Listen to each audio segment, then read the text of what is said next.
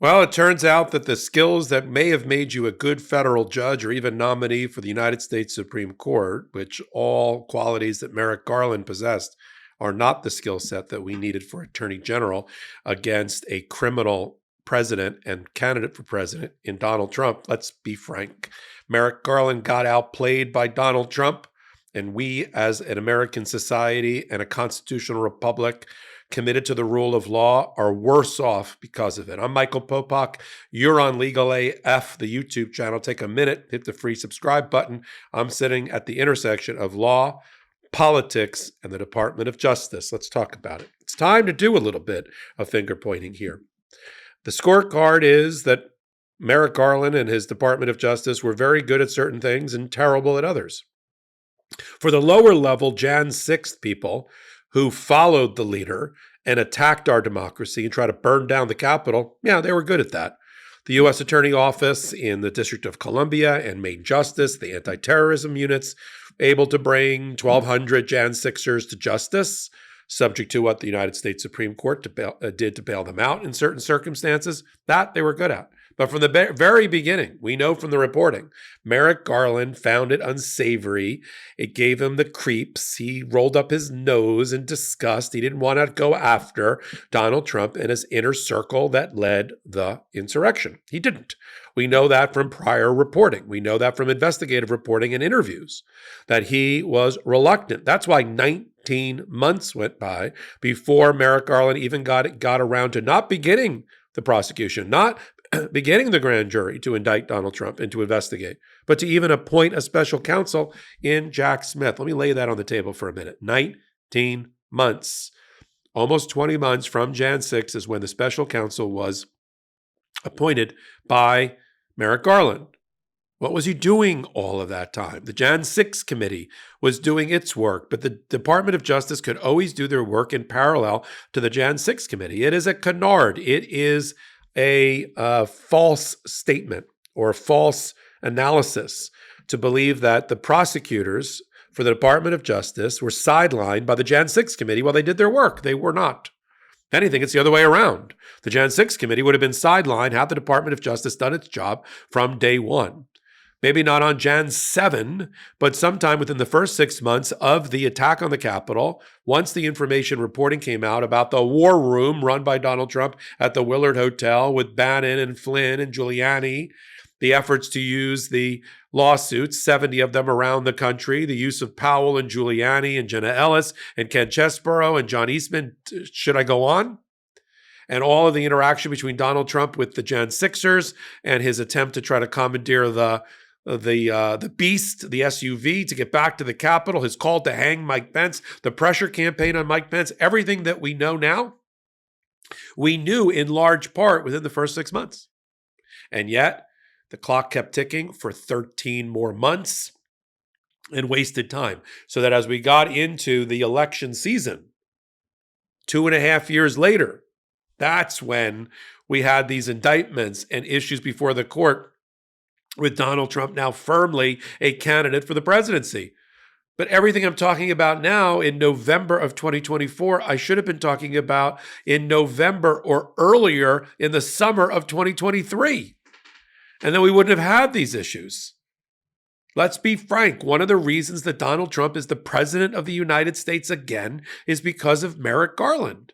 He dragged his feet all that time. There's two major decisions he made. He found it unsavory to go after Donald Trump, and that infected his entire decision-making and delayed investigators and line prosecutors and FBI agents from going after Donald Trump and Steve Bannon and Giuliani and Eastman and the rest. Only when Donald Trump announced that he was running for president did you appoint a special counsel, a special prosecutor. And a little dirty fact is he and his team at Maine Justice were not working on the investigation in any real way before the special counsel was appointed. Let me repeat that. It's not like he turned over an active investigation to the special counsel at the 19-month mark outside of Jan 6th. That's when it started. Special counsel Jack Smith didn't continue an investigation. There wasn't really an investigation about Donald Trump to continue. He started it. So we lost many months 8, 10, 12 months of investigative work as Merrick Garland and his owlish figure stood at those podiums, barely seeing over the podium at any time, saying, well, I think now's the time for a special counsel. Now that my boss is being opposed for the presidency by Donald Trump. What about 17 months before? And time was not on the side of justice or the American people. I should have been talking about doing hot takes on Midas Touch and on Legal AF a summer of 2023, not now. Not where everybody's able to look at their clock and go, where are you going to be on November 5th? Yeah, that's the problem. And it's not like they can't walk and chew gum at the same time. This was let's call it for what it was. This was a policy decision made by Merrick Garland not to pursue the investigation that blew up in his face and in the face of America. He knows how to pursue other investigations. They went after police brutality. They went after voting rights violations. They went after terrorism. They went after financial fraud. They went after the Jan 6th henchmen that attacked the building. They know how to do all that. They got 3 convictions against Hunter Biden. Hunter Biden has 3 convictions. Donald Trump has none. They got a conviction against Senator Menendez in New Jersey. They know how to go after public corruption. It just wasn't their focus because they didn't want to go after it. They wanted just to they thought the American sensibility would be satisfied by the Jan 6 lower people all being prosecuted and brought to justice. Okay, you get, as my English teacher used to say in high school, you get partial credit. And the problem is that we needed a strong, relentless figure as our attorney general to stand at that podium. Not this owlish guy who's really a federal judge in his DNA. It's where he came from. He was a litigator back in the day, but that day is long ago, long since past. Now Merrick Garland is just federal judge in a very austere setting, and he was a federal judge in the District of Columbia, handling very esoteric issues. A lot of navel gazing, a lot of beard stroking, that goes on at the appellate court level, hermetically sealed from the public. That's why he was on the short list to be on the United States Supreme Court by Barack Obama. He might have been much better there. 1 of 9, trying to cogitate and ruminate about issues of constitutional importance. Maybe. But running the Department of Justice, not his strong suit. Not when I can give you the stats of Hunter Biden 3, Trump 0. And the saddest part is going to be when we get the final reports, hopefully through Merrick Garland. Let me do a warning from the center of the aisle to Merrick Garland. You better release those reports from Mar-a-Lago and the D.C. election interference reports that Jack Smith's working on right now and that are being vetted by the intelligence community for release. Do not leave it to the next administration to release. You promised that you would release them. Department of Justice guidelines say that you should release them. You released them when you appointed a Republican to go after Joe Biden. That didn't help. The 2 things that the Attorney General is going to go down in history for when they write the history books of ineffective Attorney Generals is how he helped Donald Trump get reelected. Appointing Robert Hur, a Republican, to look bipartisan to go after Joe Biden for a document retention from when he was a vice president 20 years ago. And having that 350-page report call him a doddering fool, effectively, Joe Biden. And then waiting 19 months to start this investigation, an investigation that should have been over and prosecuted and convicted and jury returns a verdict and sentenced 8, 10, 12 months ago. That helped Donald Trump get elected. And when we see those reports, there's hundreds of pages of reports. I'm going to do a separate hot take on this next.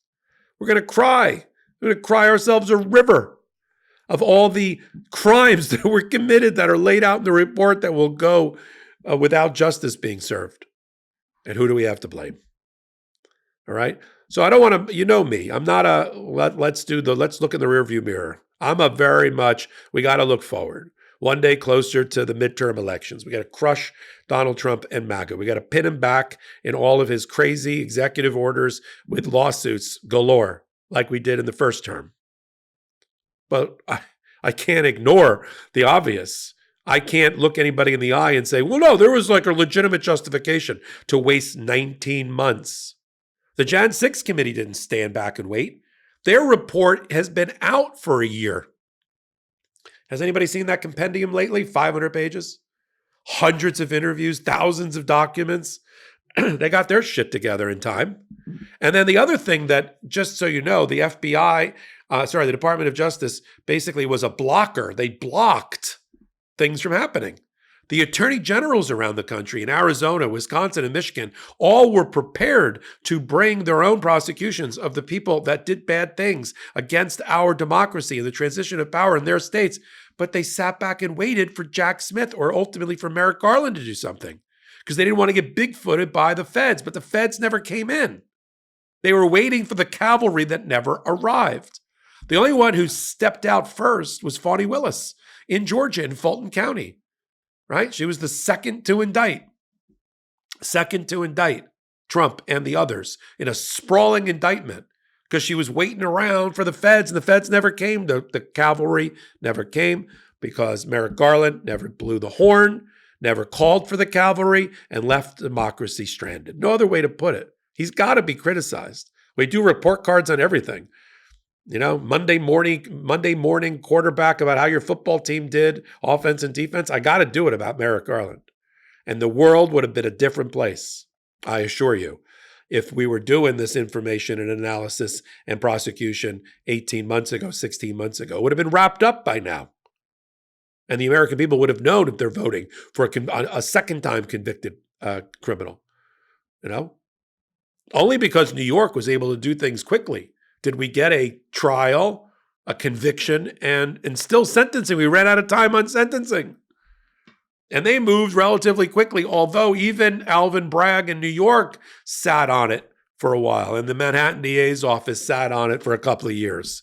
They could have brought that case 2 years earlier by Alvin Bragg's predecessor, but they didn't. They turned it over to Alvin Bragg, and then he sat around for another 6 months to a year. He didn't do it in his first year. He did it in his second year. We lost a year there. We lost, you lose a year here, you lose 18 months there, a stitch in time, and suddenly you got a reelected President Trump. I hope we learn something as a democracy, as a public justice system, as a criminal justice system, right? About how you deal with the strongman tactics of somebody who doesn't care about societal norms, doesn't care about guardrails, sees them as just temporary obstacles to his goals. Strengthening our democracy means strengthening the pillars of it, including our justice system. I sit at the intersection of law and politics so that I can call for that type of reform. We need that reform. It may wait until the midterms, but we need the reform. We need balls and brass at the Attorney General level once we get back to the White House. We do. And I'm going to continue to follow it right here on Legal AF. Take a moment, hit the subscribe button, follow all things Legal AF here and on the Midas Touch Network. Until my next report, I'm Michael Popok. In collaboration with the Midas Touch Network, we just launched the Legal AF YouTube channel. Help us build this pro-democracy channel where I'll be curating the top stories at the intersection of law and politics. Go to YouTube now and free subscribe at Legal AF MTN. That's at Legal AF MTN.